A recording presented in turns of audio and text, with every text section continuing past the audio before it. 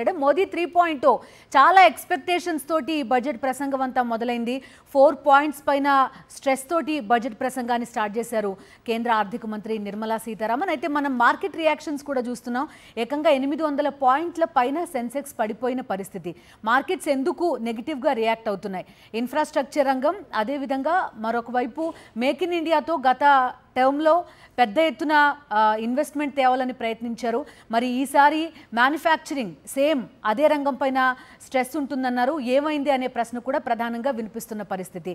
ఎందుకని మార్కెట్స్ నెగిటివ్గా రియాక్ట్ అవుతున్నాయి అనేది కూడా ప్రధానంగా చూడాలి.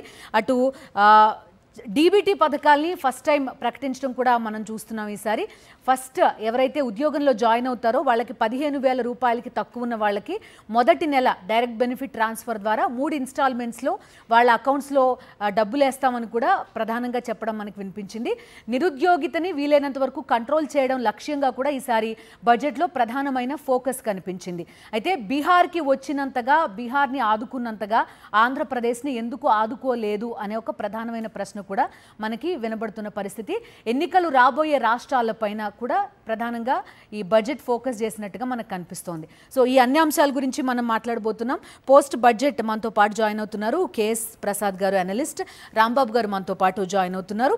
అమర్నాథ్ గారు తెలంగాణ బీజేపీ స్పోక్స్ పర్సన్ మనతో జాయిన్ అవుతున్నారు. శివకుమార్ గారు మనతో పాటు జాయిన్ అవుతున్నారు.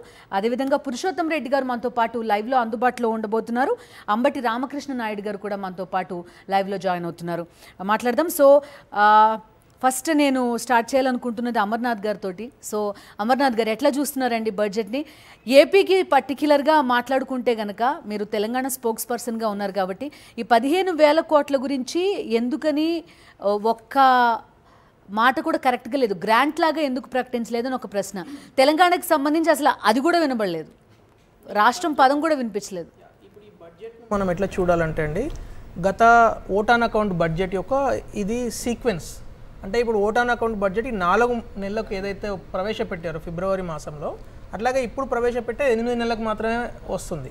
సో ప్రధానంగా ఇప్పుడు ఏంటంటే రాబోయే రోజులలో వికసిత్ భారత్ అంటే 2047కు మనము అభివృద్ధి చెందిన భారతదేశంగా మారాలంటే ప్రత్యేకంగా ఫోకస్ చేయాల్సిన రంగాలు ఏవైతే ఉన్నాయో, ఒకటి ఎంప్లాయ్మెంట్ జనరేషన్. సో ఈసారి నిన్న రాసిన మీరు చూసిన ఎకనామిక్ సర్వేలో చూసినా కూడా employment generation is a new bottom line of any industry అని రాశారు. అంటే బాటమ్ లైన్ అంటే ప్రాఫిట్ అంటే ఏంది, నాలో డబ్బులలో ప్రాఫిట్ చూస్తాం, కానీ ఎంప్లాయ్మెంట్ జనరేషనే new profit for any industry అనేది చాలా క్లియర్గా చెప్పడం జరిగింది.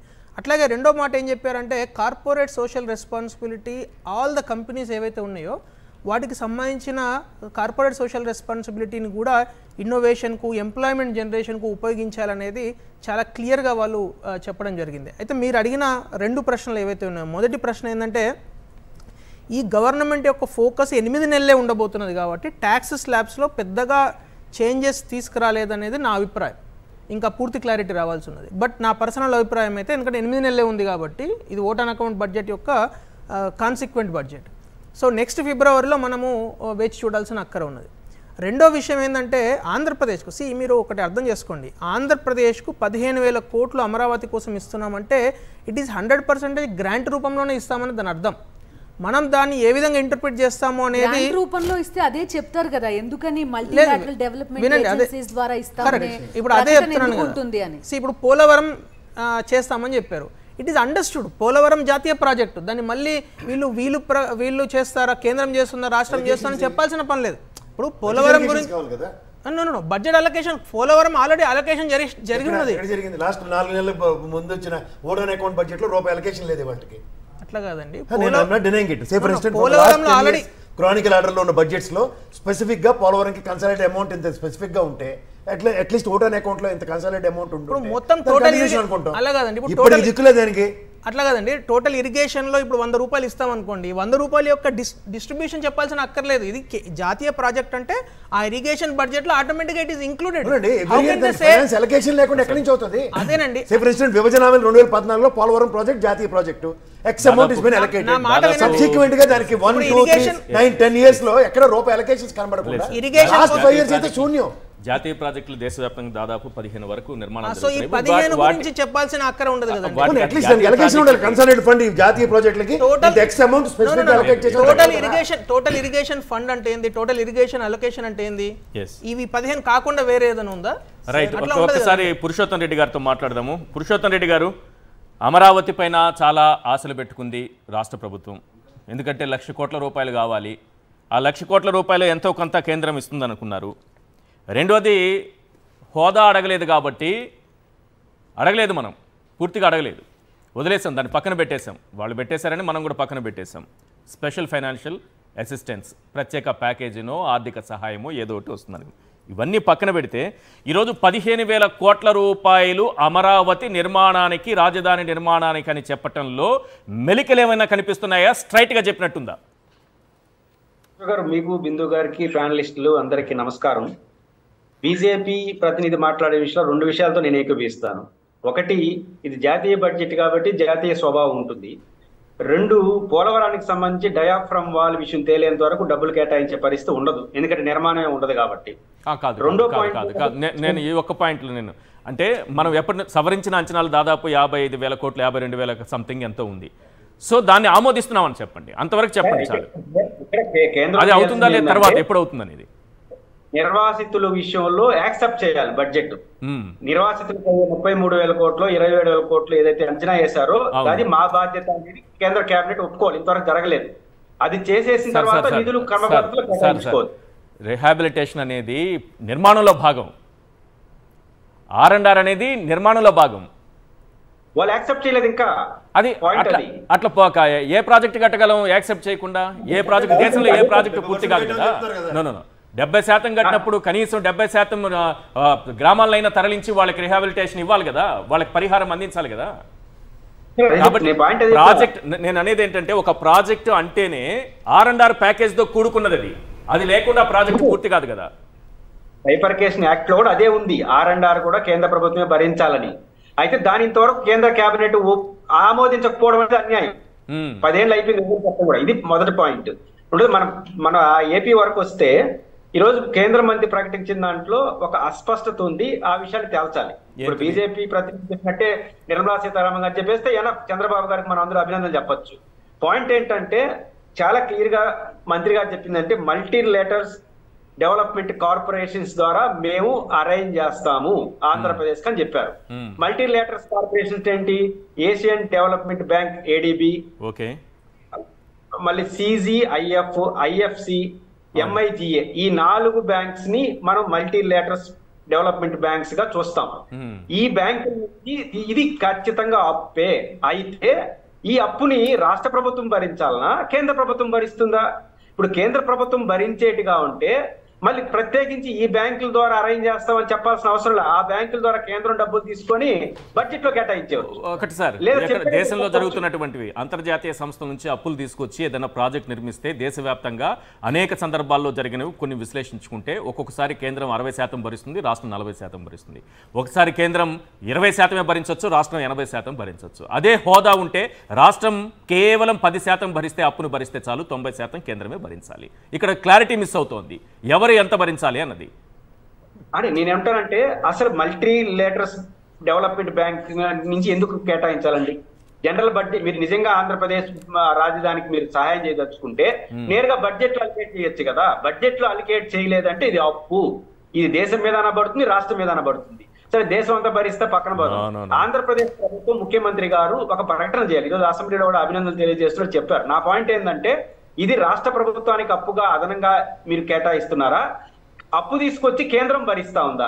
ఈ రాష్ట్రానికి కానీ అప్పుగా భరిస్తే అదనపు సొమ్ము వస్తుంది. ఈశ్వర్ గారు, ఇప్పటికి FRPM లిమిట్స్ ప్రకారం 40,000 కోట్ల నుంచి 45,000 కోట్లు మనం తెచ్చుకోవచ్చు. ఇప్పుడు అదనంగా 15,000 కోట్ల అప్పు అయితే ఏమవుతుంది?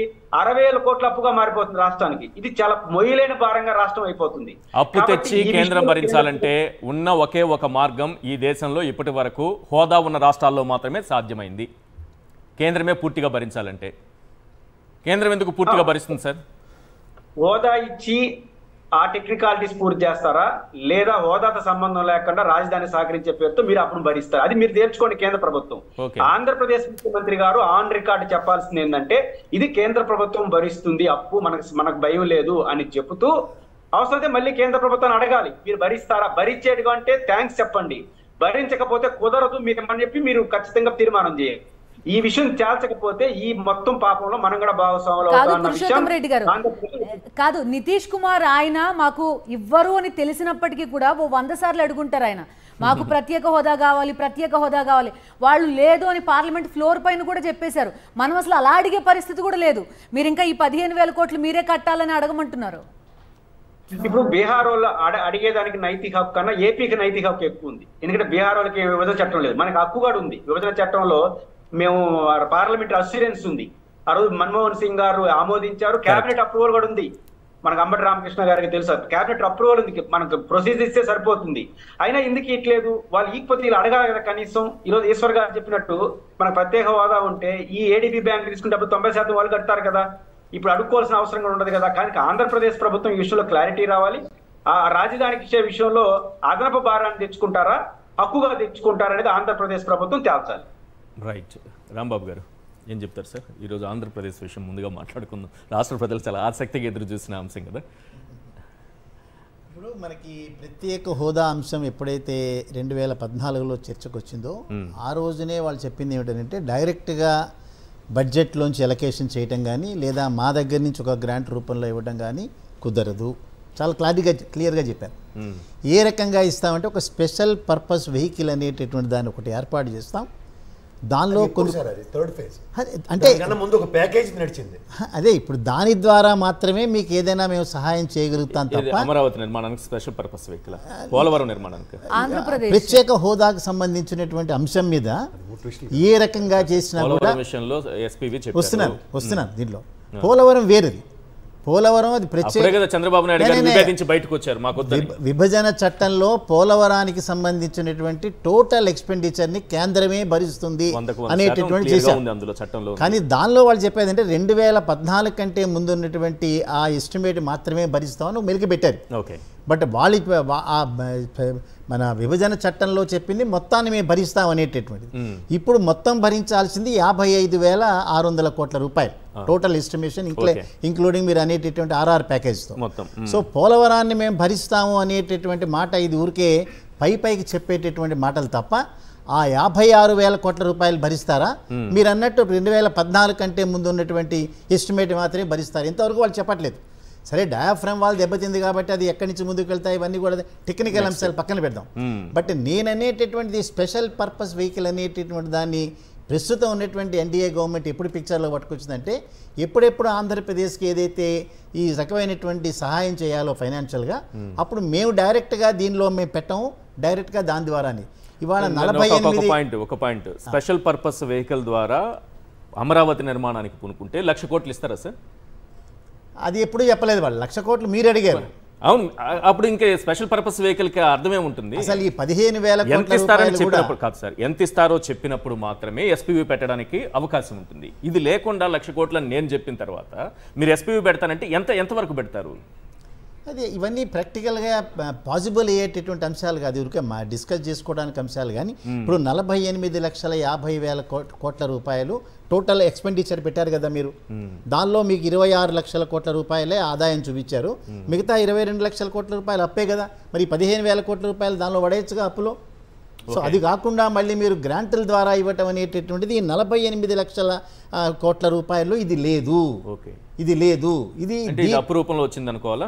అంటే ఆంధ్రప్రదేశ్ సెపరేట్ ఆల్రెడీ 22 లక్షల కోట్ల రూపాయలు అప్పు చూపిస్తున్నారు కదా. గడిచిన సంవత్సరం 27,000 కోట్ల రూపాయలు అప్పు చూపించారు గడిచిన సంవత్సరం.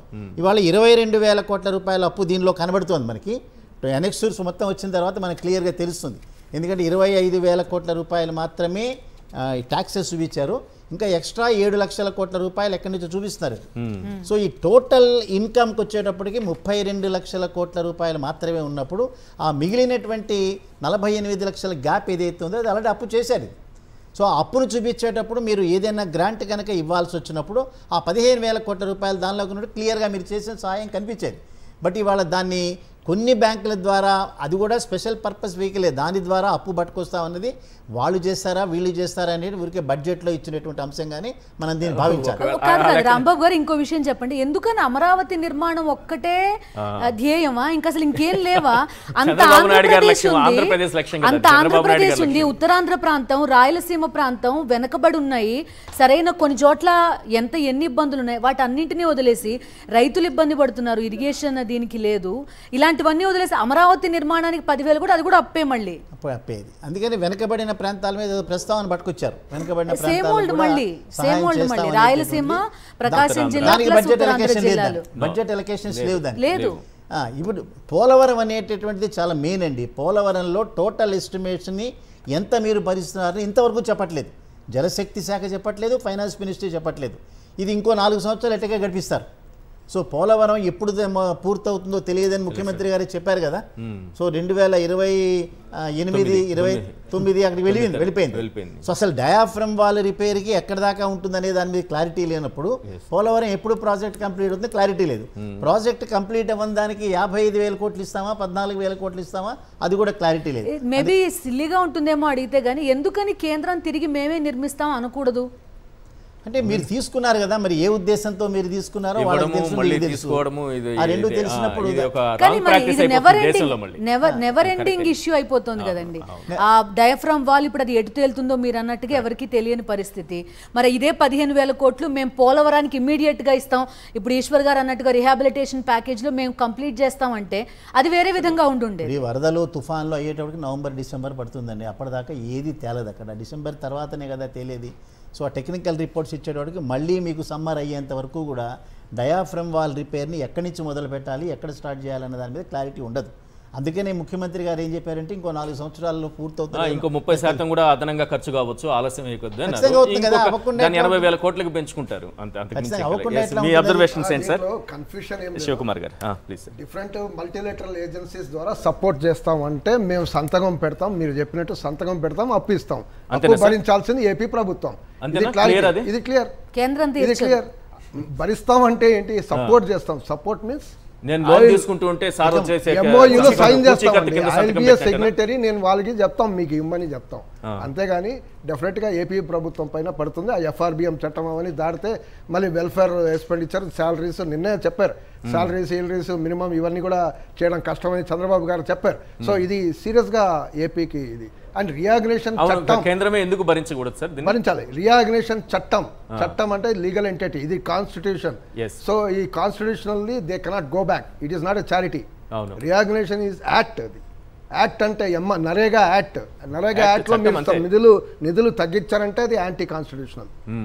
క్లియర్. కోర్టు కానీ ఇంటర్ఫియర్. యాక్చువల్లీ కోర్టు ఇవన్నీ ఇన్వాల్వ్ కావట్లేదు. Actually it's a constitutional act. So constitutional act అమలు చేయాలి, అంతే. Very clear. కానీ 10 ఏళ్ల తర్వాత కూడా ఇంకా వెనుకబడిన జిల్లాలని మేము బాగా చూసుకుంటాము, పోలవరం నిర్మిస్తాము, ఇది 10 ఏళ్ల తర్వాత కూడా ఇదే డైలాగ్స్ వింటే ఎప్పుడు నిర్మిస్తారనేది ఒక ప్రజలకు చెప్పాల్సిన అవసరం ఉంది. ఒకటి వెనుకబడిన జిల్లాలకి ఎంత సాయం అందిస్తారో చెప్పాల్సి ఉంది. రెండోది ఒక క్లారిటీగా అమరావతి నిర్మాణంలో మేము ఇస్తున్నటువంటి 15,000 కోట్ల రూపాయలు అప్పో గ్రాంటో ఏదో క్లియర్గా చెప్పాల్సిన అవసరం ఉంది. ఆ క్లారిటీ ఎందుకు మిస్ అయింది ఇక్కడ?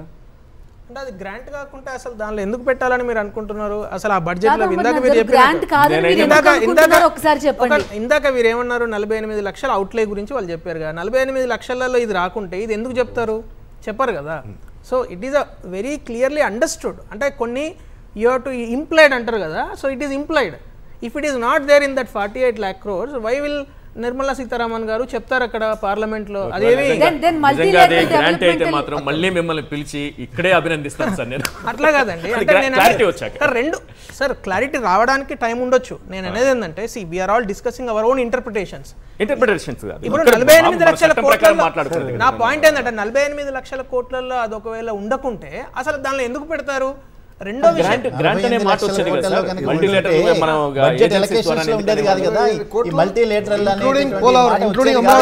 మల్టీలాటరల్ ఆవిడ చెప్పిన మాట, మల్టీలాటరల్ ఏజెన్సీస్ తోని ఫర్దర్ సపోర్ట్ గురించి అని మాట్లాడారు. ఫర్దర్ కాదు, 15,000 కోట్ల రూపాయలు ఫర్దర్ సపోర్ట్ కాదు. మీకేం అర్థమైంది చెప్పండి. నాకైతే ఎందుకు చదువుకున్నానో అర్థమైంది. ఇప్పుడు సార్తో ఏకీభవించాలంటే ఫ్రమ్ ద లాస్ట్ 2014 నుంచి as for as capital development is concern, Amaravati అనుకుందాం, అమరావతి గవర్నమెంట్కి కన్సాలిడేటివ్ అమౌంట్ 1 lakh crores అది ఇనిషియల్ ఎస్టిమేషన్స్ చంద్రబాబు నాయుడు గారు అన్నప్పుడు ఆన్ ఎవ్రీ ఇయర్ గ్రాంట్ రూపంలో లేకపోతే ఏదో ఒక రూపంలో దానికి 15,000 10,000 1,000 గ్రాంట్ ఈక్విలిబ్రియంతో మెయింటైన్ అవుతుంటే ఎస్ ఈ బడ్జెట్లో ఇది ఎలకేషన్కి దానికి గతంలో ఏం జరిగిందని ఇవాటికి కూడా గతంలో 3,000 కోట్లు అనౌన్స్ చేసి 1,500 కోట్లు ఏమో గుంటూరు డ్రైనేజీలకి 1,000 కోట్లు మాత్రమే దగ్గర ఆంధ్రప్రదేశ్ క్యాపిటల్కి ఇచ్చి 15 కోట్లు ఇంకో 500 కోట్లు బకే ఉంది దాంట్లో. అపార్ట్ ఫ్రమ్ దట్ ఇవాళ మీకు నేను చెప్తుంది కూడా పోలవరం విషయం కానీ ఇది ఇందాక ఇరిగేషన్ ప్రాజెక్ట్స్ అన్నిటికీ కన్సాలిడేట్ అమౌంట్ అంటే స్పెసిఫిక్గా మన లాస్ట్ 10 years నుంచి కన్సాలిడేట్గా ఈ పోలవరంకి ఇంత ఖర్చు అవుతుంది అన్న దగ్గర లాస్ట్ 5 years ఎలకేషన్స్ లేవు. And apart from that railway zone లాంటి దానికి కంటిన్యూస్గా ఒకసారి అయితే 150,000 అంతా ఎలకేట్ చేశారండి మరి ఘోరంగా ఒక బడ్జెట్లో. ఆ 150,000లో అతను సూపర్వైజర్ గారి పోస్ట్కి దగ్గర దగ్గర ₹1,00,000 జీతం అగ్రిగేట్. అది కాదు, అది విశాఖ మెట్రోకి ₹1,00,000 ఇచ్చారు. విశాఖ మెట్రోకి విశాఖ జోన్కి కూడా సార్, విశాఖ రైల్వే జోన్కి కూడా ఒకసారి వెనకెళ్ళండి. సో ఏంటుంది ఇంకోటి వెనకబడిన జిల్లాలకి రాయలసీమలో 4, ఉత్తరాంధ్రలో 3, 7 జిల్లాలకి 50 కోట్లు చెప్పాలంటే 350 కోట్లలో ఒక టర్మ్ ఇచ్చారు, రెండో టర్మ్ 350 కోట్లు వెనక్కి తీసుకున్నారు. ఈ తర్వాత రిమైనింగ్ 8 years కంటిన్యూటీ ఉంటే విభజన హామీ ఇందాక సార్ చెప్పినట్టు నేను దాంతో ఏకీవచ్చు. ఎందుకంటే దేశవ్యాప్తంగా ఇస్తున్నదే మనకి ఇచ్చారు, ఇదే ప్రత్యేకంగా ఇచ్చింది కదా చట్టంలో పెట్టినట్టుగా మనకి. విభజన హామీలో వెనకబడిన జిల్లాలకి అన్నారు 99 జిల్లాలు దేశవ్యాప్తంగా ఉన్న దాంట్లో మనవి కూడా 7 జిల్లాలు ఉన్నాయి. తెలంగాణలో 10 జిల్లాలు ఉన్నాయి. ఇవి ఒక సంవత్సరం ఇచ్చి రెండో సంవత్సరం వెనక్కి తీసుకున్న దగ్గర నుంచి కంటిన్యూషన్ రిమైనింగ్ 8 years ఉందా? యూసీలు ఇవ్వలేదు. ఈవెన్ ఆ జిల్లాలో కూడా ఇందులో గ్రాంట్స్ ఏం అలొకేట్ చేయలేదు. మీరు ఒకటి యూసీలు ఇవ్వలేదు, రెండోది డైవర్ట్ చేశారు. నిధులు ఎందుకు వస్తాయి? అదే యూసీల దగ్గర కింద రాంబాబు గారు చెప్పిన దానికి కూడా విభేదించాలి. ఫస్ట్ ఏంటంటే మనకి స్పెషల్ ఇది అన్నారు, స్పెషల్ స్టేటస్ని కాదని special package with industrial incentive ఈ రెండు ఎత్తేసారు. మూడోది స్పెషల్ పర్పస్ వెహికల్. ఈ స్పెషల్ పర్పస్ వెహికల్లో నిజంగా అమరావతికి ఈయన చెప్పినట్టు అలొకేటెడ్ ఫండ్స్ దీని రూటింగ్ జరుగుతుంది. అదర్వైజ్ బుందేల్ఖండ్ తరహా ప్యాకేజో లేదా వెనకబడిన జిల్లాలకి దీని రూటింగ్ జరిగిందా? పోనీ చంద్రబాబు నాయుడు గారు యూటర్న్ తీసుకున్నారో లేదా ఏదైనా ఒక కన్సల్టేటివ్ పీరియడ్లో ఫస్ట్ స్పెషల్ పర్పస్ వెహికల్కి అన్నారు అనుకోండి. ద కంటిన్యూషన్ ఆఫ్ గవర్నమెంట్లో లాస్ట్ 1 year విభేదించారు ధరంపోవడం దీక్షలు. తర్వాత జగన్మోహన్ రెడ్డి గారికి స్పెషల్ పర్పస్ వెహికల్ త్రూగా రిలీజ్ అయిన డబ్బులు ఏవి? ఇది మనకి రాష్ట్ర ప్రయోజనాల్ని నిజంగా పరిరక్షించే ఉద్దేశం ఉన్న ఈ కేంద్ర ప్రభుత్వ బడ్జెట్లో స్పెసిఫిక్గా మనకి విభజన హామీలు ఇవాళ మేడం చెప్పినట్టు అయితే మేము గ్యారంటీగా వీటిని అన్న దగ్గర 10 సంవత్సరాలు బట్టి వీళ్ళు ఎఫర్ట్స్ ఏమంటే ఇవాళ 2014లో ఉన్నాం, 2024లో ఉన్నది. నేను 2014 మళ్ళీ పునర్నిర్మాణం చేసుకుంటున్నాను. ఇవే ఒట్లేసి మనకి అధికారం తెచ్చుకొని మళ్ళీ ఇదే తర్వాత జుట్లు పీక్కుని 2019 కన్నా ముందు 18 నుంచి ధరంపోవడం దీక్షలకి మళ్ళీ తెరలేపుతున్నారా? ఈ 15,000 కోట్లు నిజంగా చెప్తున్నాం. వరల్డ్ బ్యాంకుల నుంచో లేకపోతే గ్రాంట్ల నుంచో ఏదో బ్యాంకుల నుంచి తీసుకొస్తున్నప్పుడు పూచికత్తు వ్యవహారం ఎందుకు? స్ట్రైట్ ఫార్వర్డ్గా 10,000 కోట్లు అమరావతి నిర్మాణం కోసం గ్రాంట్లు ఇస్తున్నాం, లేదా క్యాపిటల్ డెవలప్మెంట్ కోసం గ్రాంట్ ఇస్తున్నాం, లేదా specific loan under the rescue of under the considerations of central government అని చెప్పడానికి బడ్జెటే కదా అది. ఇవాళ బడ్జెట్లో ఆంధ్రప్రదేశ్కి 15,000 కోట్లు అలొకేట్ చేస్తూ ఇది క్యాపిటల్ కానీ స్పెసిఫికైజ్ చేస్తూ క్యాపిటల్కి మళ్ళీ కోఆర్డినేట్ చేస్తామని చెప్తున్నారు. బెటర్గా ఉండేదా 15,000 కోట్ల ప్యాకేజీ ఇస్తున్నాం ఆంధ్రప్రదేశ్? ఆబ్వియస్గా సార్, ఇప్పుడు వీఆర్ ఇన్ నీడ్ ఆఫ్. ఇప్పుడు నిన్న కాక మన రేవంత్ రెడ్డి గారు చంద్రబాబు నాయుడు గారు కూర్చున్నప్పుడు కూడా ఈ విభజనలో ఉన్న గ్యారంటీలన్నీ 2 రాష్ట్రాలు విభజించుకుంటారా? ఇద్దరి దగ్గర డబ్బులు లేవు. కన్సల్టెంట్ ఫండ్ అనేవాళ్ళు కదా కేంద్రం నుంచి. ఈ స్పెసిఫిక్ టైంకి ఈ ప్రభుత్వం ఇంత లోన్ ఇస్తోంది సో దట్ ఈ 2 స్టేట్ ప్రాబ్లమ్స్ సాల్వ్ అవుతాయి. ఇలాంటి బడ్జెట్లో ఎక్స్పెక్ట్ చేస్తాం కదా సార్. దానికి ఓటాన్ అకౌంట్ 4 నెలల నుండి వాళ్ళ రిమైనింగ్ 8 months పెట్టండి. 1 year tenure ఆ గవర్నమెంట్ కంటిన్యూషనే కదా ఇది. కాదు కేఎస్ ప్రసాద్ గారు, ఇప్పుడు ఏపీకి 15,000 కోట్లు ఇచ్చారనుకోండి, బీహార్ అడుగుతుంది, మమ్మల్ని విడగొట్టారు కాబట్టి తెలంగాణ అడుగుతుంది. సో మేము మీకు అప్పు ఇప్పిస్తాం అంటున్నారు వాళ్ళు. అదే చెప్తున్నాను, దానికి వీళ్ళు అడుగుతారన్న దీంతో హైపోథికల్గా మేము అప్పు ఇప్పిస్తాం గ్యారంటీ మేము ఉంటామని చెప్తుంటే మేమేం చేయాలి దానికి? ఇప్పుడు ఆల్రెడీ FRBM లిమిట్ ఉంది. అది కాక మొన్న సెప్టెంబర్ లోపల 1,00,000 కోట్ల గ్రాంట్ మనకి ఈ ఫైనాన్షియల్ చాలా ఒబ్బడిగా మన రాష్ట్రం నడిపించినందుకు ఒక స్పెషల్గా ఒక 1 lakh crores గ్రాంట్ మనకు వచ్చింది. సో సింపుల్గా చెప్పాలంటే అప్పు గ్యారంటీ, అప్పుకి కేంద్రం గ్యారంటీ. అప్పు కేంద్రం తీర్చేదానికి ఎవరు గ్యారంటీ?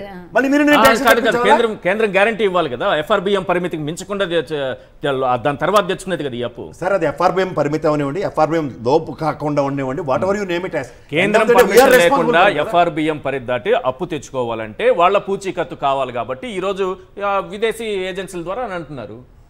సార్ దానికి ఏదైనా మీరు పేరు పెట్టండి సార్. పూచీకత్తు మాత్రమే అన్నప్పుడు దీనికి తీర్చే బాధ్యత రాష్ట్ర పరిధిలోనే ఉంది. Okay. Right. ఇప్పుడు ఉన్న అప్పులకు తోడు ఇది కూడా తీసుకుంటూ కూర్చుంటూ అది కూడా స్పెసిఫిక్ గా క్యాపిటల్ డెవలప్మెంట్ అన్న దాని మీద ఇప్పుడు కేంద్రం నుంచి కన్నా స్టేట్ గవర్నమెంట్ నుంచి క్యాపిటల్ ఎఫర్ట్స్ ఆల్రెడీ పెట్టి ఉన్నాయి కదా. రామకృష్ణ యాదవ్ గారు మీరు ఎట్లా చూస్తారండి? 15,000 కోట్లు మీరు గ్రాంట్ గా కేటాయించింది అనుకుంటున్నారా, లేకపోతే స్పెసిఫిక్ గా మల్టీలాటరల్ డెవలప్మెంట్ ఏజెన్సీస్ ద్వారా ఇప్పిస్తామంటే దాన్ని అప్పుగా చూడాలా? మీ అభిప్రాయం ఏంటి? మేడం గుడ్ ఆఫ్టర్నూన్ మీకు, ప్యానెల్లో పెద్దలకి, అట్లాగే పురుషోత్తం అన్నకి. సరే, ఇప్పుడు 15,000 కోట్లు through multilateral agencies over a period of years, ఈ సంవత్సరమా వచ్చే సంవత్సరమా అని కూడా చెప్పలేదు, రానున్న సంవత్సరాలలో కొన్ని సంస్థల ద్వారా ఆంధ్రప్రదేశ్ రాష్ట్రానికి ఇప్పిస్తాము అనేది ఒక డొంక తిరుగుడు చెప్పిన మాట. సరే, గత 10 సంవత్సరాలు తీసుకున్నప్పుడు బీజేపీ నాయకులు చాలా మంది మన రాష్ట్రానికి సంబంధించిన వాళ్ళు మాట్లాడేదంటే చంద్రబాబు నాయుడు కాళ్ళల్లో ఊహల్లో ఏదో కడతాను అన్నప్పుడు అంత తీసుకొచ్చి కేంద్రం ఇస్తుందా? ఆల్రెడీ గుంటూరు డెవలప్మెంట్ రీజియన్ కి మేము ఒక 1000 కోట్లు ఇచ్చాం, క్యాపిటల్ కోసం ఒక 1,500 కోట్లు ఇచ్చాం, అంత కాకుండా లక్షల కోట్లు మేము ఎక్కడి నుంచి తెచ్చి ఇవ్వాలి అని భారతీయ జనతా పార్టీ నాయకులు చాలా చోట్ల మాట్లాడడం, ఈవెన్ కేంద్ర మంత్రులు కూడా మాట్లాడడం మనం విన్నాం. సో ఇటువంటి పరిస్థితుల్లో ఇప్పుడు రీఆర్గనైజేషన్ యాక్ట్ అనేది వాళ్ళు కొత్తగా 10 సంవత్సరాల తర్వాత గుర్తొచ్చిన తర్వాత రీఆర్గనైజేషన్ యాక్ట్ అనేది కేవలం ఒక అమరావతి కోసం చేశారా, రాష్ట్రం కోసం చేశారా?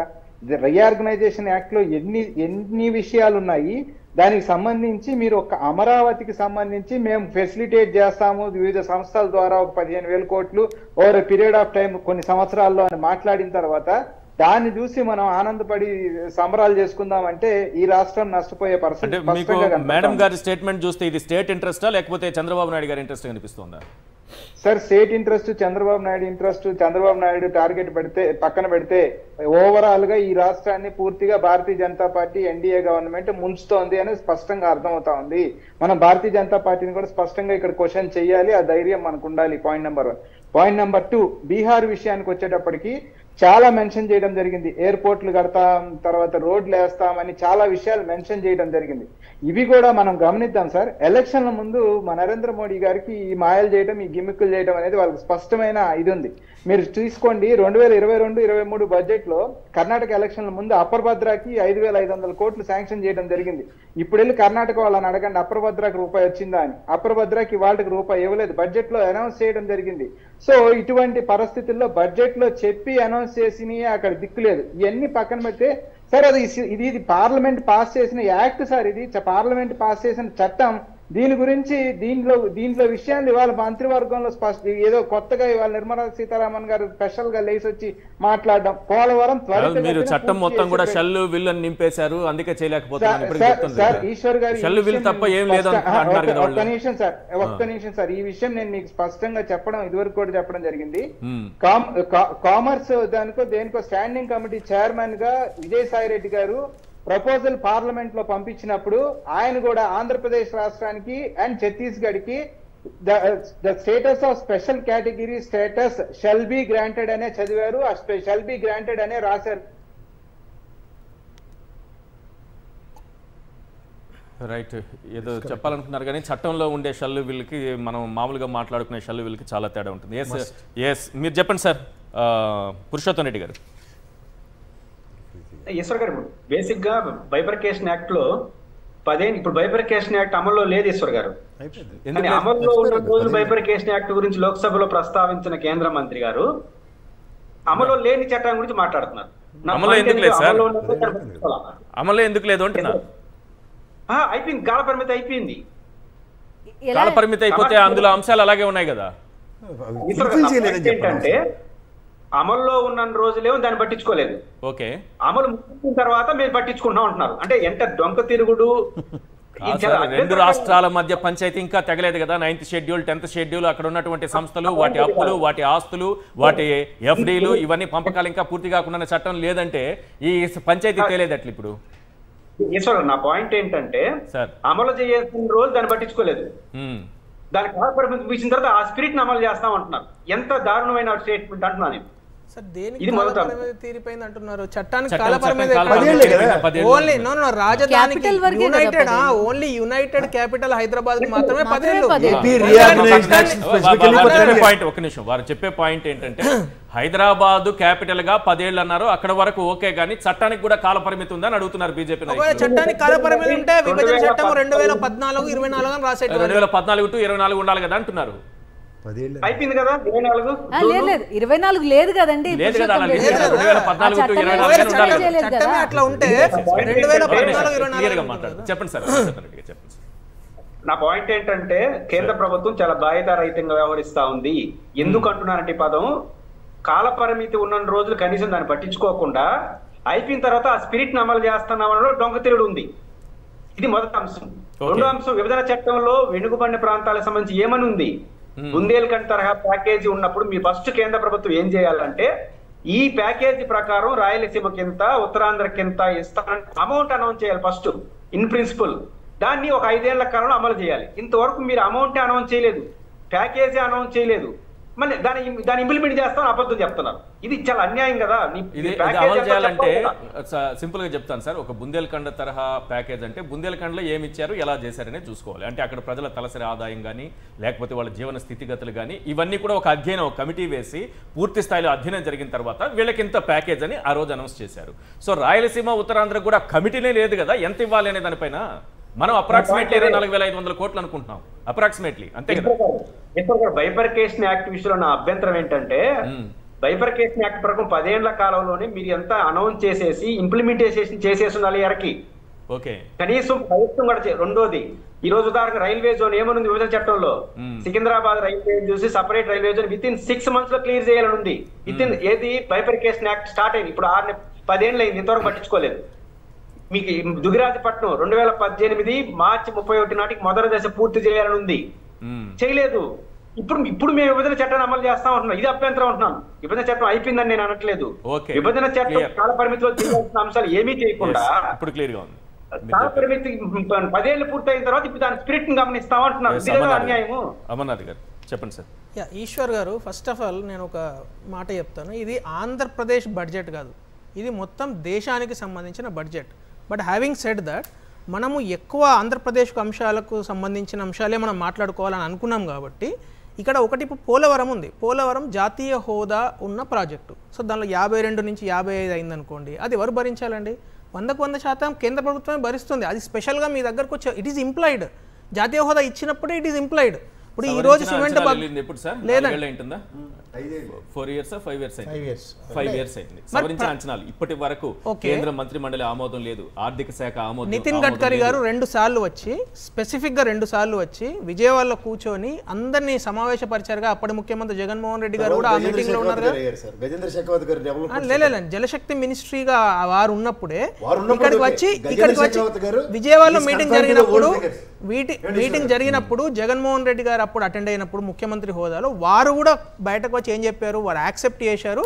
జాతీయ హోదాలో ఈ విధంగా మార్పులు జరిగినాయి, ఈ 100 రూపాయలు ఉంది 120 అయింది, వాట్ ఎవర్ ఏదైతే ఇంక్రీజ్ జరిగిందో ఆ ఇంక్రీజ్ వాళ్ళు యాక్సెప్ట్ చేశారని జగన్మోహన్ రెడ్డి గారు స్టేట్మెంట్ ఇచ్చారు.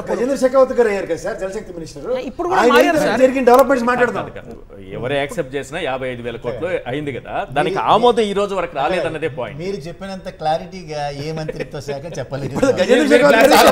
మీరు క్లారిటీగా చెప్పారు. విషయం ఏంటంటే సార్, జాతీయ హోదా ఇప్పటికీ కూడా 55,000 కోట్ల ప్రాథమిక అంచనా ఏదైతే కేంద్ర రాష్ట్ర ప్రభుత్వం ఇచ్చిందో, కానీ మేము 38,000 కోట్లకే కన్ఫైన్ ఉన్నాం అన్న విషయం గజేంద్ర షెకావత్ గారు ఫ్లోర్ ఆఫ్ ద హౌస్ చెప్పారు. చాలా సార్లు చెప్పారు. గజేంద్ర షెకావత్ గారు చెప్పిన తర్వాత కూడా మళ్ళీ కూడా కేబినెట్ నోట్ పెట్టడం జరిగింది. 55,000 కోట్లు ఎప్పటికీ కేబినెట్ ఆమోదం లేదు. ఈశ్వర్ గారు రాష్ట్ర ప్రభుత్వానికి నితిన్ గడ్కరీ గారిని ఎత్తిన పాలు పోసే టైంలో ఆయన ఎత్తేసారు. నెక్స్ట్ ఆవిడ మన ఉమాభారతి గారు నెత్తిన పాలు పోసే టైంలో ఆవిడ తీసేశారు. ఉమాభారతి గారికి ఒకటి హ్యాట్స్ ఆఫ్ చెప్పాలి సార్. 90% జాతీయ ప్రాజెక్టుల్లో కూడా 90% కేంద్రం, 10% రాష్ట్రాల మీద భారం పడుతుంది. 100% భరిస్తామని ఆవిడ ఎప్పుడైతే చెప్పారు ఆవిడ తీసారండి. గజేంద్ర షెకావత్ గారిని తెచ్చారు. ఇంకా అక్కడి నుంచి దైద్యం మొదలైంది. ఒక్కటి అడుగు ముందుకెళ్తే ఒట్టు 5 ఏళ్ళు టెన్యూర్ రివర్స్ టెండరింగ్ తో కూడా డబ్బులు కట్ మిగిల్చి ఇచ్చిన తర్వాత కూడా ఇది డెవలప్మెంట్స్ మీరు యాక్సెప్ట్ చేయాలా? గవర్నమెంట్ ఇస్ గోయింగ్ కన్సర్న్ అండి. గవర్నమెంట్ మొత్తం జలశక్తి అనడానికి మనకి ఏది జరగనప్పుడు ఏం చేయాలి?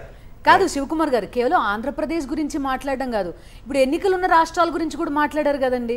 బీహార్ గురించి మాట్లాడారు, హిమాచల్ గురించి స్పెసిఫిక్ రాష్ట్రాలు అందులో బడ్జెట్ లో పెడుతున్నారు, గ్రాంట్స్ పెడుతున్నారు. ఏపీ దగ్గరకు వచ్చేసరికి మొండి చేయి చూపిస్తున్నారు. ఈ రోజు మొత్తం బడ్జెట్ స్పీచ్ లో రెండు రాష్ట్రాల గురించి ప్రత్యేకంగా మాట్లాడడం జరిగింది. 3 రాష్ట్రాలు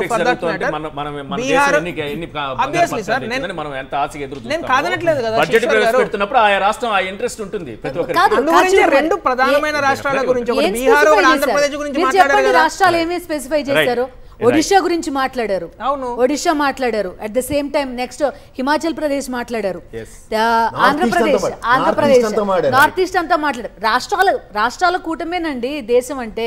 రాష్ట్రాల గురించి మాట్లాడకుండా బడ్జెట్ ఎట్లా కంప్లీట్ అవుతుంది? మీరు రాష్ట్రాలు ఆంధ్రప్రదేశ్ బడ్జెట్ కాదంటున్నారు కదా. బడ్జెట్ ఆంధ్రప్రదేశ్ ప్రజలుగా వాళ్ళకి ఉంటుంది, తెలంగాణ ప్రజలకి మనకెంత వచ్చిందని రైట్. మార్గాని భరత్ గారు వైఎస్ఆర్సీపీ నాయకులు, మాజీ ఎంపీ మనతో పాటు జాయిన్ అయ్యారు. అంతకు ముందుగా ఒకసారి మనం అంబటి రామకృష్ణ గారితో మాట్లాడదాం. వారు మాట్లాడే ముందు కొంత సాంకేతిక సమస్య కనిపించింది. రామకృష్ణ గారు మీరు కంటిన్యూ చేయండి ప్లీజ్.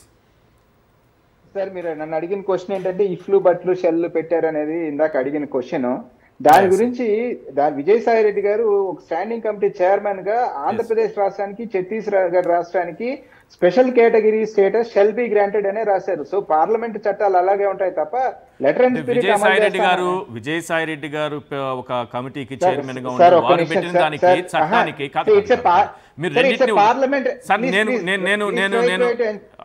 నేను కూడా ఒక హామీ ఇస్తాను. నా హామీకి ఏమన్నా అర్థం ఉంటుందా సార్? చట్టంలో పెట్టడానికి ఉంటుంది.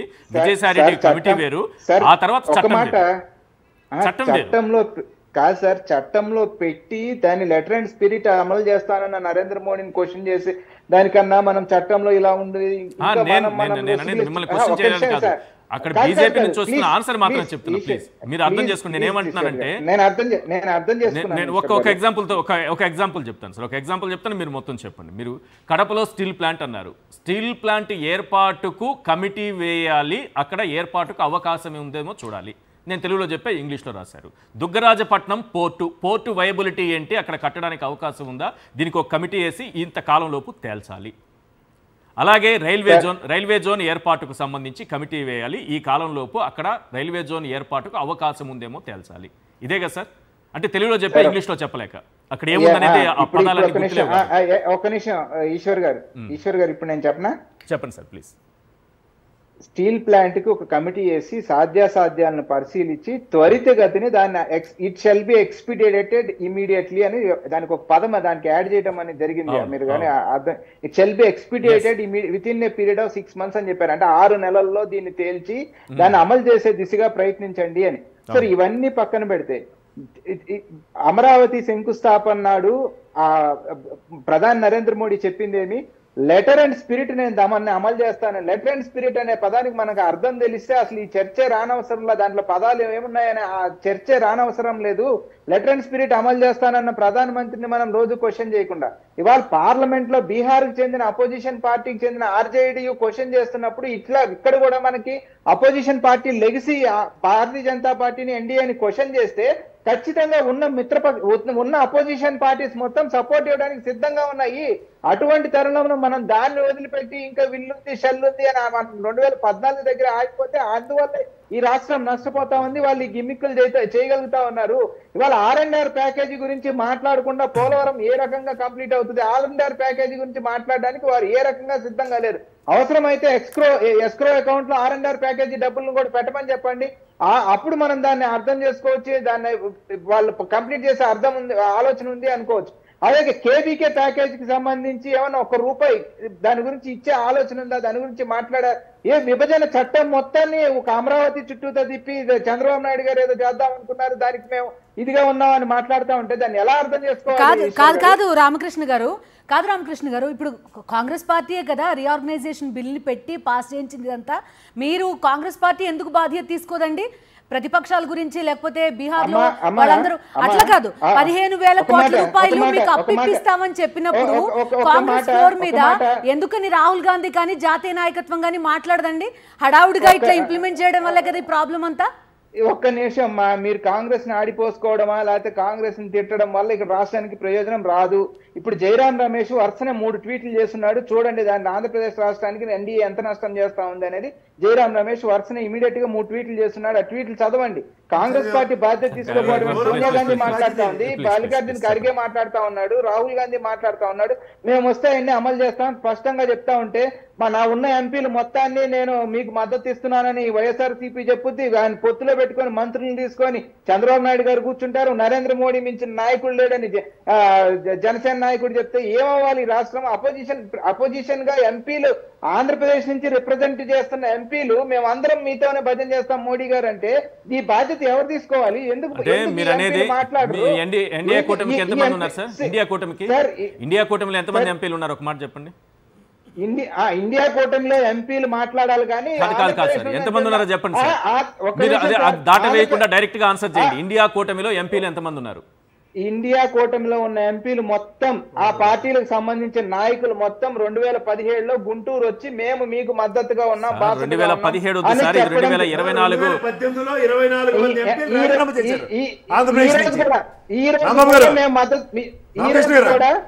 24 మంది ఎంపీలు రాజీనామా చేశారు ఆంధ్రప్రదేశ్ నుంచి. ఇదే విభజన హామీల కోసం, ప్రత్యేక హోదా కోసం. మర్చిపోయారా? అప్పుడు మీ వాయిస్ ఏది ఫ్లోర్ ఆఫ్ ద హౌస్ లో? రేపు జరగాల్సిన దాన్ని మాట్లాడుకోకుండా మరి రాజకీయంగా 2017కి మీరు వెళ్ళారు. అధికారంలోకి వస్తే మేము చేస్తాం కాబట్టి మీకు సపోర్ట్ చేయాలని మాట్లాడడం. సార్ చట్టంలో జరగాల్సిన వాటి గురించి చేయాల్సిన వాటి గురించి మేము మద్దతు అండగా ఉన్నామని నేను చెప్తాను. మీరు 221 మంది నిలబడి 15,000 అనౌన్స్మెంట్ దగ్గర ఇక్కడ ఎంపీలు అడగరు అంతే కదా ప్రసాద్ గారు. మా ఎంపీలు సైతం సార్, కాంగ్రెస్ విభజించింది. కాంగ్రెస్ విభజించినప్పుడు వారి బాధ్యత ఏదే. మీ ఎంపీలు అంటే నాకు అర్థం కాలేదు. మీరు నలుగురు ఎంపీలు ఉన్నటువంటి వైఎస్ఆర్సీపీ అడగలేదు అంటున్నారు కదా. ఇండియా కూటమిలో ఉన్న అడిగారని వైఎస్ఆర్సీపీ ఎంపీలు అడిగారని ఫ్లోర్ ఆఫ్ ద హౌస్ లో చెప్పాడు కదా. మీ ఎంపీలు అడగరు అన్నప్పుడు దానికి ఇంకా ఎవరు ఆంధ్రప్రదేశ్ నుంచి నిలబడి రిప్రజెంట్ చేసే ఎంపీలు గాలి వదిలేశారు. మాట్లాడిన తర్వాత చంద్రబాబుని కాపాడే ప్రయత్నం చేస్తున్నారేమో నాకు అనిపిస్తోంది మీరు మాట్లాడేది. కాదు సార్, బిఎస్సీలో వైఎస్ఆర్సీపీ అడిగిందా లేదా? అడగంది ఎవరు? చంద్రబాబు నాయుడు గారు ట్వీట్ చేసింది జయరాం రమేష్ గారు. మీరు ఆయన అడగకుండా చంద్రబాబుని అడగకుండా మీ దగ్గర 4 ఎంపీలు ఉన్నారంటే మీ ఇండియా కూటమిలో ఎంతమంది ఉన్నారు? చట్టం తీసుకొచ్చినటువంటి మీరెందుకు ప్రశ్నించరు? ఈశ్వర్ గారు మీరు మిస్లీడ్ అయ్యారు. ఇప్పుడు కరెక్ట్ ట్రాక్ లోకి వచ్చారు. ఆ రోజు వైఎస్ఆర్సీపీ అడిగింది, టీడీపీ అడగలేదు అనేది జయరాం రమేష్ గారు స్పష్టంగా బహిర్గతం చేయడం వల్ల ఇప్పుడు కూడా సంకేతం ఏంటంటే రేపు కూడా ఈ 4 ఎంపీలు కానీ లేచి నిలబడి మాట్లాడితే కాంగ్రెస్ పార్టీ నలుగురు కాదు సార్, రాజ్యసభ మెంబర్స్ కూడా అడుగుతారు. అందరూ అడుగుతారు. 11 మంది ఉన్నారు. వాళ్ళు కూడా అడుగుతారు. ప్లీజ్ వినండి. 21 మంది ఎంపీలు మాట్లాడలేదు. 21 మంది ఎన్డీఏ కూటమి ఎంపీలు మాట్లాడలేదు ఆంధ్రప్రదేశ్కి సంబంధించి. 4 ఎంపీలు వైఎస్ఆర్సీపీ వాళ్ళు మాట్లాడలేదని మీరంటారు. వాళ్ళు అడుగుతూనే ఉన్నారు. జగన్మోహన్ రెడ్డి గారు ఒకటి వినాలి. నీతి ఆయోగ్ సమావేశంలో డైరెక్ట్ గా ఈ దేశంలో ఎవరు అడగని విధంగా అడిగారు. Point number 1. ఇదే ప్రధాని మోడీ గారు ఆంధ్రప్రదేశ్కు వచ్చినప్పుడు వారిని పక్కన పెట్టుకొని మరీ అడిగారు ప్రత్యేక హోదా ఇవ్వండి అని. మొన్న బీఎస్సీ సమావేశంలో అదే ఎజెండాగా అడిగారు. మరి టీడీపీ అడగలేదు కదా. క్వశ్చన్ చేయాల్సింది వాళ్ళు కదా. మీరు నా ఫస్ట్ స్టేట్మెంట్ మీరు పూర్తిగా మర్చిపోయినట్టున్నారు. ఇది చంద్రబాబు నాయుడు గారు అమరావతి కోసం 1500 కోట్లు ఇప్పించుకున్నట్టు ప్రయత్నిస్తున్నారు. అది రాష్ట్రానికి ప్రమాదం. బీజేపీ మోసం చేస్తోంది రాష్ట్రము, చంద్రబాబు నాయుడు అని స్పష్టంగా నా ఓపెనింగ్ రిమార్క్స్ మీరు అందరు ప్యానల్లో ఉన్న వాళ్ళందరూ మర్చిపోయినట్టున్నారు. ఒక్క తెలుగుదేశమే మాట్లాడాలి, బీజేపీనే మాట్లాడాలి, మాట్లాడద్దు, మిగతా జరుగుతున్న తప్పేది మాట్లాడొద్దు అనేది ఇంటెన్షన్ అయితే నేను ఇంకో 1 వేలోనే మాట్లాడతా. కాదు, ఈ రకంగా వెళ్తే రాష్ట్రం సాధించుకునే అవకాశం ఉందని నేను చెప్తున్నా. దాన్ని మీరు తప్పుగా అండర్స్టాండ్ చేసుకుంటే రైట్. భరత్ గారు ఏంటి సార్, ఎలా ఉంది బడ్జెట్? చూశారు కదా మీరు. దేశం మొత్తం సరే బడ్జెట్ ఎలా ఉంది? ఇది దేశం మొత్తం ఏ రాష్ట్రానికి వాళ్ళు మాట్లాడుకుంటారు కదండి. ఆంధ్రప్రదేశ్కి సంబంధించి ఏ రకంగా కనిపించింది?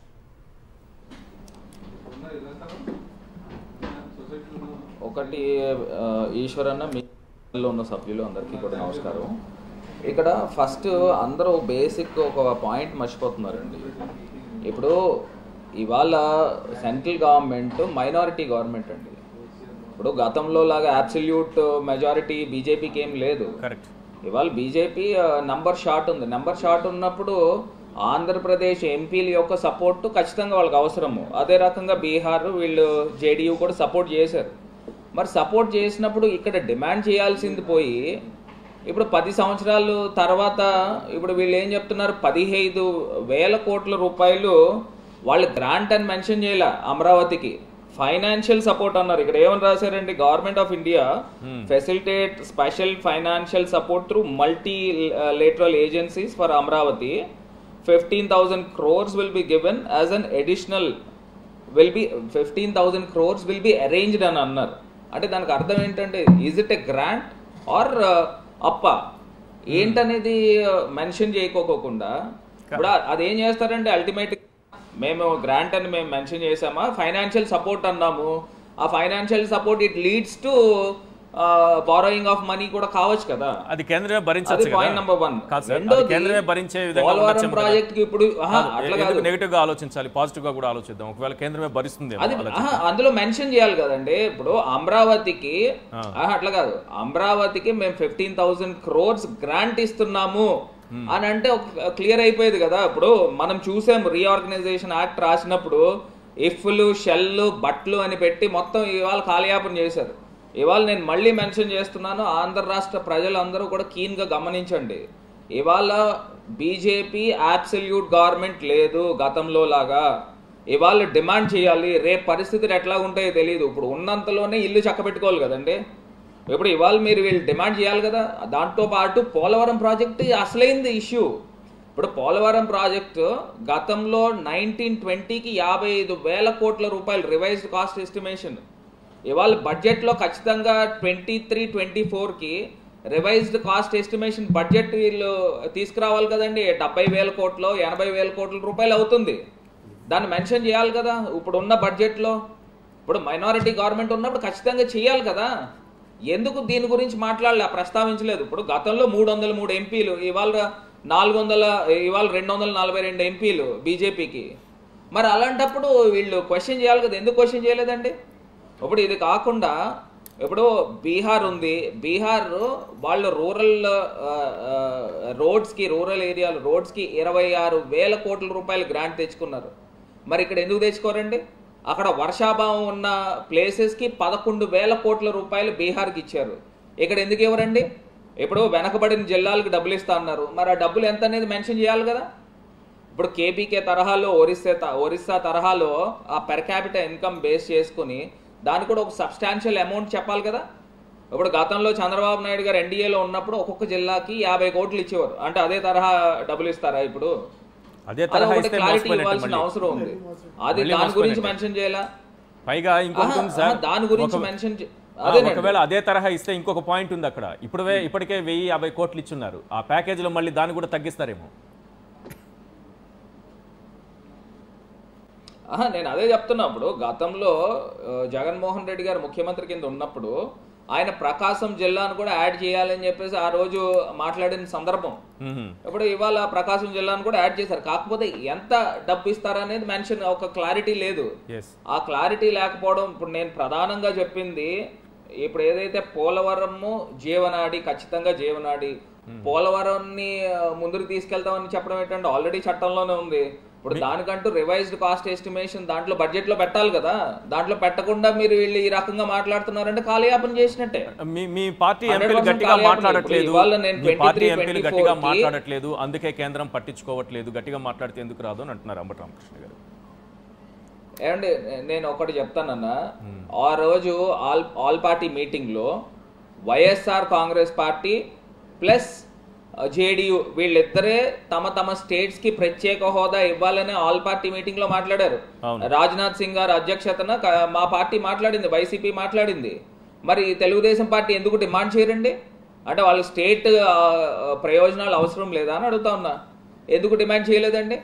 ఇప్పుడు నిజంగా ఆ రోజు జేడీయూ ఆల్ పార్టీ మీటింగ్ లో మాకు ప్రత్యేక హోదా ఇచ్చి తీరాలని మెన్షన్ చేసింది కాబట్టి 26,000 కోట్ల రూపాయలు వాళ్ళు రూరల్ ఏరియాస్ లో ఉన్న రోడ్స్ డెవలప్మెంట్ కి ఆ డబ్బులు కేటాయించారు. 11,000 కోట్ల రూపాయలు వర్షాభావం ఉన్న జిల్లాలకి వాళ్ళు కేటాయించారు, అమౌంట్స్ మెన్షన్ చేశారు. ఇవాళ ఆంధ్రప్రదేశ్ కి మెన్షన్ చేసిందల్లా ఒకటే 15,000 కోట్ల రూపాయలు. అది గ్రాంటో తెలీదు, లోనో తెలీదు. సో ఇక్కడే మనకి క్లియర్ గా తేటతలం అవుతుంది. ఇప్పుడు నేను ఇవాళ నిజంగా 15,000 కోట్ల రూపాయలు 5 ఏళ్లకే సార్ ఖచ్చితంగా డిమాండ్ 5 ఏళ్లలోనా ఈ మొదటి సంవత్సరంలోనా ఈ 15,000 కోట్లు? మొదటి సంవత్సరం ఇచ్చినప్పటికీ కూడా వేరే వేరే సంస్థల ద్వారా ఇస్తాము, అది కూడా ఫైనాన్షియల్ సపోర్ట్ అన్నారు. అది మరి అది ఎప్పుడు ఇస్తారో లేదో. ఇప్పుడు బేసిక్ గా ఒక పాయింట్ మర్చిపోతున్నాం. రాష్ట్ర ప్రజలందరూ చంద్రబాబు నాయుడు గారిని నిలదీయాల్సిన అవసరం ఏంటంటే, మొన్నటికి మొన్న ఇది సెల్ఫ్ ఫైనాన్స్ ప్రాజెక్ట్ అని చెప్పారు ఆయన. మరి ఇప్పుడు ఎందుకు అప్పులు తెస్తున్నారు? అదే సంపద సృష్టించుకుంటుంది, అక్కడ అమ్ముకుంటే భూములు అమ్ముకుంటే నేను అద్భుతంగా 1,00,000 కోట్లతో రాజధాని నిర్మిస్తానన్నారు. ఇప్పుడు 15,000 కోట్ల రూపాయలు గ్రాంట్ అయినా కానీ అప్పు అయినా కానీ ఎందుకు తెస్తున్నట్టు? ఇప్పుడు కేంద్ర ప్రభుత్వం డబ్బులు ఇస్తుంది, దానికి హ్యాపీ అంటే డబ్బులు తీసుకోవడం ఆంధ్ర రాష్ట్ర ప్రభుత్వం తీసుకుంటది. కాకపోతే చంద్రబాబు నాయుడు గారు 6-7 ఏళ్ల క్రితం చెప్పిన మాట, అమరావతికి 2,00,000 కోట్ల రూపాయలు నిర్మాణం చేయడానికి కావాలన్నారు. మరి ఇవాళ 15,000 కోట్ల రూపాయలు తీసుకొచ్చారు, సంతోషమే. కాకపోతే అది గ్రాంట్ కింద మెన్షన్ చేయించుకోండి. ఇప్పుడు ఎవరైతే తెలుగుదేశం ఎంపీలు ఎవరైతే ఉన్నారో అది మేము గ్రాంట్ ఇస్తున్నాం అనేది మెన్షన్ చేయించుకోండి. ఫైనాన్షియల్ సపోర్ట్ అంటే అప్పు అయితే రాష్ట్ర ప్రభుత్వం చెప్పండి.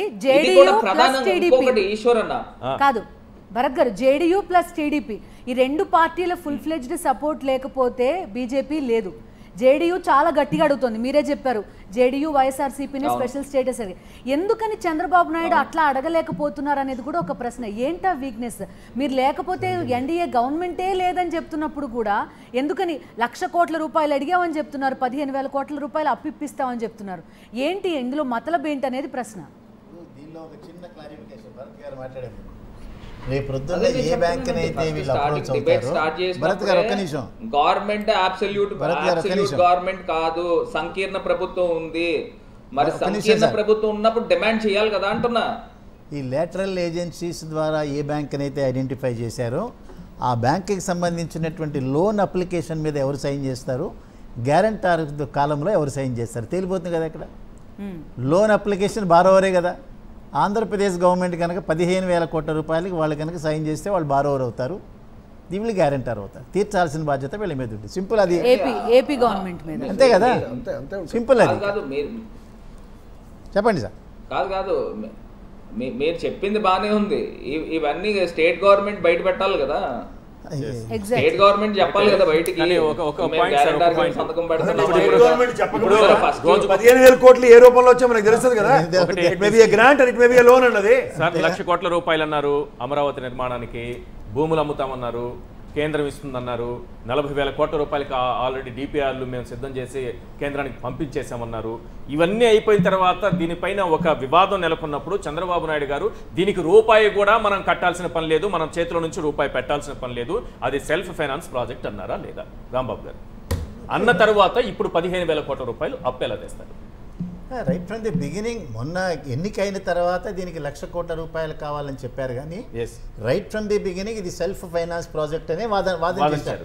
ఎప్పుడు జగన్మోహన్ రెడ్డి గారు అసెంబ్లీలో దీనికి 1,00,000 కోట్లు అంటే ఇప్పటికిప్పుడు తేలేము, అంతా తీసుకెళ్లి ఒక చోట మనం పెట్టుబడి పెట్టలేమంటే చంద్రబాబు నాయుడు గారు వెంటనే ఒక వాయిస్ వినిపించారు, ఇది సెల్ఫ్ ఫైనాన్స్ ప్రాజెక్టు, ఇది దానికి అదే నిర్మాణం జరుపుకుంటుంది, ఉన్న భూములు నేను అమ్ముకున్నానంటే ఈజీ కట్టేస్తే 1,00,000 కోట్లతో అన్నారు. సింగపూర్ కంపెనీతో ఎప్పుడైతే ఒప్పందాలు చేసుకున్నారో వాళ్ళే దాన్ని జనరేట్ చేసి ఫండ్స్ జనరేట్ చేసి కట్టినట్టు ఎవరు కూడా ఒక రూపాయి ఇవ్వాల్సిన అవసరం లేదు మొన్నటిదాకా వాదించారు. ఎన్నికైనటువంటి వెంటనే డిక్లేర్ చేశారు 1,00,000 కోట్ల రూపాయలు మినిమం కావాలి అని. కావాలి సార్, అది ఎవరు కేంద్రం ఇవ్వాలా, రాష్ట్రం పెడుతుందా, లేకపోతే సెల్ఫ్ ఫైనాన్స్? కేంద్రం ఎందుకు ఇస్తుందండి? మొత్తం ఇన్ని రాష్ట్రాల్లో ఏ రాష్ట్రానికి ఇవ్వనటువంటి కేంద్రం ఢిల్లీని తలదాన్ని రాజధాని అన్నారు కదా మీరు కేంద్రం. అప్పుడు రకరకాల మాటలు ఢిల్లీని తలదాని చెప్పకపోతే ఇంకేం చెప్తారు అవన్నీ. కానీ 15,000 కోట్లు వద్దంటారా ఏంటి మీరు? నేను అప్పెందుకు అంటున్నా, సెల్ఫ్ ఫైనాన్స్ ప్రాజెక్ట్ లో అప్పెందుకు అనేది నా సెల్ఫ్ ఫైనాన్స్ ప్రాజెక్ట్ అంటే ఏంటి?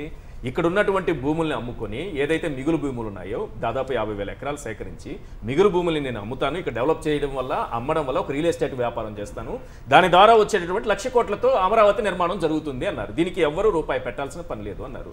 దీనికి సెల్ఫ్ ఫైనాన్స్ ప్రాజెక్ట్ అని ఒక పేరు పెట్టారు. పెట్టిన తర్వాత 15,000 కోట్లు గ్రాంట్ అయితే ఏంటి, లేకపోతే అప్పు అయితే ఏంటి, ఎందుకు తెచ్చిన అంటే ఆ మాట అబద్ధమా కాదా? సరే, గ్రాంట్ కనుక అయితే బడ్జెట్ అలొకేషన్స్ లోనే ఉంటాయి, ఈ లేటరల్ ఏజెన్సీస్ మాటే రాదు. నేను అనేది ఆ గ్రాంట్ 15,000 కోట్లు కూడా ప్రత్యేక ఆర్థిక సాయం మొత్తం రాష్ట్రానికి ఇస్తే ఇంకా సంతోషం కదా. సెల్ఫ్ ఫైనాన్స్ ప్రాజెక్ట్ గా బ్రతికేటటువంటి అమరావతికి ఎందుకు అది అంటున్నా. వాళ్ళకి కావాలి అమరావతిని డిక్లేర్ చేయమన్నారు, చేశారు. వాళ్ళు అడిగిన మాటకి ఆక్సిజన్ సప్లై చేస్తున్నారు కాబట్టి వాళ్ళు అన్న మాటలు మన్నించారు వీళ్ళు.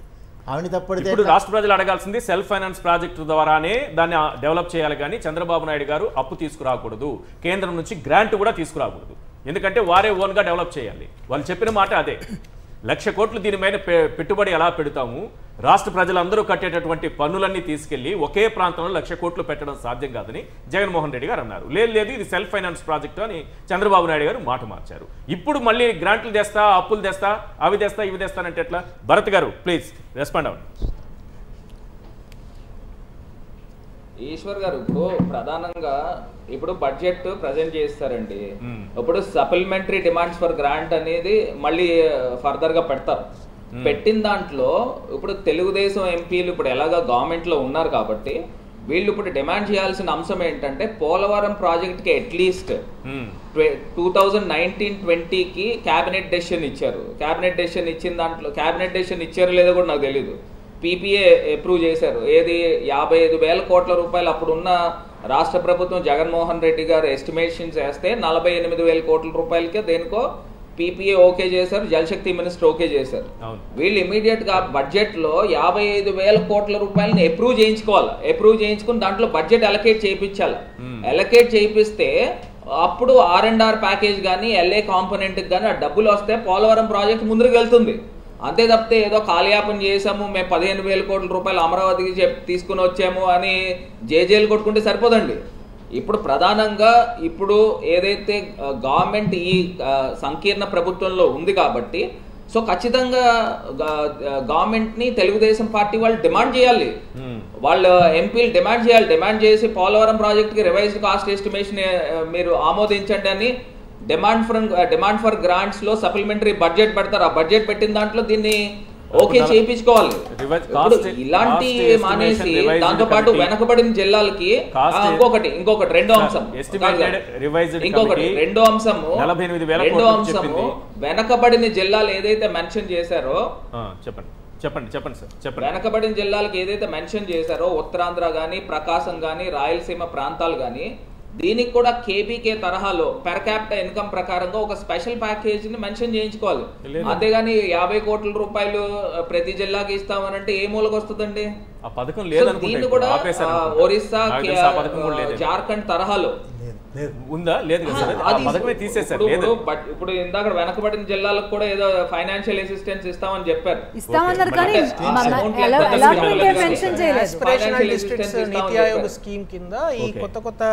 అదే అంటున్నా.